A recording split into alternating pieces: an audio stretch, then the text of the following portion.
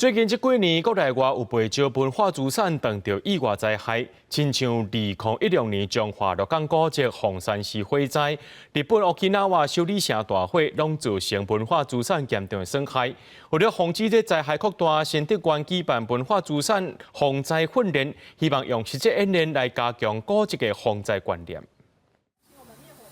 用机器摆演模拟描示大火，消防人员赶紧摕消防管拍火。另外一边，个人赶紧把声明冒出去外口。文化局表示，目前新德县有一个固定古迹，31个悬定古迹，有不少超过100年以上的历史建筑，真侪拢是查起的建筑。平常时的防灾训练真重要，包含就是实际的那个灭火器的操作，还有整个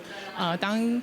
火灾发生时候要怎么去通报，怎么去紧急避难疏散，还有怎么抢救文物的一些初期灭火的必须要处置的一些措施，我们都会实际透过演练，让所有的学员、所有的古迹历建的管理人能够更熟悉在灾害发生的时候要怎么去应变跟处理。学者表示，文化资产防灾要特别注意的是，大部分拢是真珍贵的文物，所以防灾范围必须要全面性。不论是地震、火灾，也是水灾，拢要大声思考、规划应用。台湾的地震很多，那很多的文化资产它可能相对的结构比较久远、比较脆弱。那对火灾来讲，它很多会有用火烛，所以的这个火的使用跟延长线、电线的使用就要特别的留意。那对水灾来讲，因为我们周边的环境开发，它相对都会垫得比较高，所以文化资产的点位相对的都会比较低一点。所以我们如何避免水的进入，去避免它影响到我们的文化资产？那这个都是在文化资产面对不同的地方，它有不同的灾害的时候，我们都要一并来处理。来参加的学员真侪拢是庙方的工作人员，